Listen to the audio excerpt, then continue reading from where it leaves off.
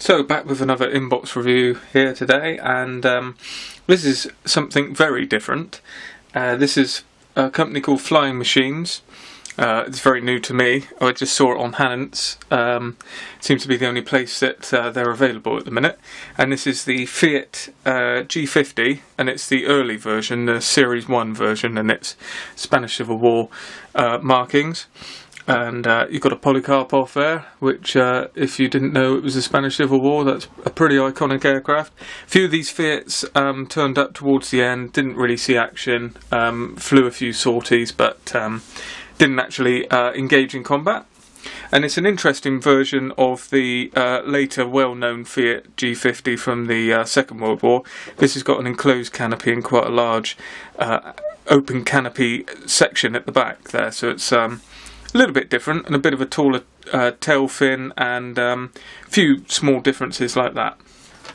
So looking at the kit, with the instructions, we do get a few extras in this, and it really is pretty much a short run kit, and it looks very much like this is built and produced by Special Hobby. For a company called Flying Machines. That's the best I can sort of get from it. It's very Special Hobby like. It's extremely similar. So if you know any Special Hobby kits, if you think that's the sort of level that we're dealing with, so a little bit short run and a little bit basic in some areas, but not in others. So first off, we've got a resin engine, which is extremely nice. You've got the whole engine itself is actually resin, and it's built up with the cylinders going into the engine block there, and then we've got the etched wires going into it. I'm not sure what they're actually called, but that's the I think it's the ignition wires that go around. So that then goes into a full-on resin cowling here, engine cowling, which is a very nice one-piece section. Then we're on into the cockpit with the seat being made up with some etched brass harnesses with a few chains and a back plate here, so it's quite an unusual setup, but that's how the Italians did it in the Fiat. Then we build up the cockpit here, which is a bit of a standard way of doing it. It's a little bit unusual in the way that there's two instrument panels. So you've got the more traditional instrument panel like you get in most aircraft of the day, but there's also a curved instrument panel here as well, which is a lower instrument panel, and that is in a resin one-piece section, whereas this more standard version is an etched brass instrument panel with a film behind it to give you the dials, so you'd have to paint the dials in on the resin one. And there's a few resin parts and etched parts that are going in to make up the cockpit, so it looks like it's extremely well detailed and looks very nice. Then the two fuselage halves come together, and we've got a forward cowling here that comes on as a separate section, so hopefully that's on a natural panel line. It would be a bit of a pain if it isn't. Then we're straight on to getting the wings together. So you've got the wings in two halves here with a resin insert for the wheel wells, and it's also got the I think it's air intakes in the wings. It's got some tubes here with a little bit of grates, with some grates on it, and that's nicely moulded in this. And the cowling goes on at the same time here, the engine cowling, as well as the canopy and the top section of the cockpit here. Unfortunately, the canopy is one piece, so I do believe there's a squadron vac form canopy, which might be a way to go if you want to open it up, or alternatively you could try and cut open this centre section. As far as I know, the middle section here slid back, so it might be doable. I don't know what I'd do myself personally. Then we're on to the propeller, and a few finishing touches here on the wings, and then the tail sections coming together with the fin and rudder, which is one piece, and the two tail sections are also complete pieces as well. And there's the rear section of the tail here, which is in two parts, and that makes up the end of the aircraft. Then we're on to the undercarriage, And this is all plastic parts here. We've got weighted wheels that are in 2 halves, and a few small parts again going on with the tail wheel there. And then it's on to markings, and you've got one marking option, which is for probably the most famous aircraft that was in Spain. It's got a mottled pattern with white wingtips and the Legion Condor markings, which is the black cross over the white background. And that's in standard Italian colours. So you've got light grey underneath with I'll skip the Italian names here, but we've basically got sand, dark green and brown on the top, but it does have the correct Italian names here if you want to match that up. Then looking at the kit, we'll start with the plastic parts, then all packed in one bag with the canopy in there as well, and there's also loose, we've got a sprue here as well, which is part of the kit at the same time.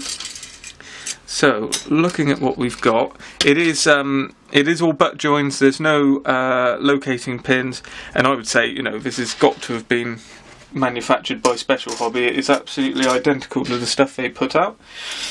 So looking at the wing sections here, we've got nice refined recessed panel lines. And they are very subtle as well. They look really nice, and all of the panels on the underside here, this is very well detailed. You've got riveted panels here with recessed rivets. All of the panel lines are showing. It looks really good. It's very crisp as well, very crisp. It's really nice surface detail all over. We've got a little bit of flash, but again, that's to be expected with the type of kit that this is. So very impressed with that. Here are the 2 halves of the weight on wheels again, which are just butt joins there. And again, it's a little bit crude, some of the stuff, but it's all crisply moulded. There's no flash over the smaller parts. It's just a bit kind of heavy-handed. But that all looks fine, no problem there. Then looking at the fuselage halves here and a few other parts. Again, same recessed panel lines and subtle detail with recessed rivets and the access hatches. Cockpit floor, again a bit basic. Top cowling here, which looks very nice. We've got one-piece propeller, which is a little bit basic, I suppose, up against some of the rest of it. And yeah, I mean, you know, it's basic stuff here. There's a little bit of internal structure here on the inside of the cockpit, inside of the fuselage and the cockpit sidewalls, which is a nice touch, and that's pretty well moulded on. It is going to benefit from the resin pieces that are included. Then we've got a few spare parts here, which I imagine some of these are parts for different versions. They make a few versions of this kit, and we've got one type of horizontal stabilizer there, and oh no, that's the horizontal stabilizers, but we've got 2 different fins. So that's the horizontal stabilizers with, again, recessed panel lines, extremely nicely done, much like the rest of it. Then we've got a separate fin here, which is the tail and the fin for the aircraft, and we've also got another one here. I believe there's a bit of a difference in the way it's this panel line, and this is I think this is a fabric one, and the fin itself is actually fabric as well as the rudder, whereas the rudder is just fabric here. I think that's the difference, and what we would be using is the fabric one here, this piece here. Also, this top cowling might be the one we use. I'm unsure at the minute, so you have to check that if you actually manage to get hold of this kit. If you actually manage to get hold of this kit, you just want to check that. Make sure you're using the right parts. And then we've got the canopy, which is nicely moulded. Again, one piece, a bit of a shame. Would have been nice to have that in 2 pieces, especially with the amount of detail in the cockpit. Looking at it, you know, you would have to be pretty sure of yourself to cut that open. So it might be worth looking at the vat form canopy if you want to open that up. But it's nicely detailed with the raised sections, so for masking it should be pretty simple. You've just got a couple of sections here at the back, 2 sections on the middle canopy, and then the front canopies, much like most front canopies of these types of aircraft. Then we've got a photo etch fret, which is made by Edward, and this actually dates the kit. We've got a date on here of 2004, and the film there as well. And this is pretty much catering for the harnesses, the face and dials of the instrument panel here, and mainly the injection cables. That's what I'm going to call them. Not sure if that's right, for the engine. So it's a nice addition. Gives you a bit of extra refinement. Then we've got the decals. Again, a bit of a giveaway that Special Hobby have something to do with this, because it's printed by Avi Print, which is their what they use to print their decals. Very nicely printed, very tight. Well, I say that, it is a little bit, there's quite a bit of carrier film here in the centre of these crosses. It comes out to about there. This is about a centimetre, I suppose, around the centre of the cross, but it's very tight round here. In fact, I can't actually see any carrier film around the edges of these crosses here. Same here for the crosses on the fin. And these stripes for the wings here, these have carrier film in the middle, and the rest of it is very nice. So I shouldn't think these would cause much of a problem at all. If you wanted to, you could cut down some of this carrier film, but it might cause a bit of a problem when you come to lift the decal, hence why it's there, I expect. But overall, the decals are very nicely printed. Then we've got a couple pieces of resin. So starting with the one-piece cowling. This is a very nice piece here with really good refined detail, and it's all recessed with a couple of raised strips running around.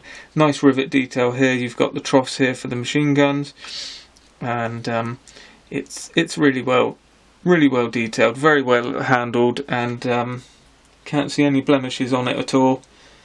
It's an impressive piece of casting there. It's nice to see. It's nice to have a bit of resin. Again, it's to get around the different versions of this. I think this is the way the kit's been designed, so that they can have all the versions out of one basic kit, just with the addition of resin and a few other small sprues. So in this bag we've got the rest of the resin pieces. So starting with the wheel wells. These are nice, pretty basic even in resin, to be honest, but it's smooth on the inside, but we do have a couple of small bulges here inside the wheel well, which presumably are meant to be there, and here, if you see these two bits sticking out, so you've got that bit there and there, these have small raised parts on the ends, and this is those grills that I was talking about that are in the centre of the wing, so they make up that. So that's a very nice touch there. Then the engine is made up of three repeating blocks of the cylinders here, which have very nice fine casting all over them. They're very nice indeed.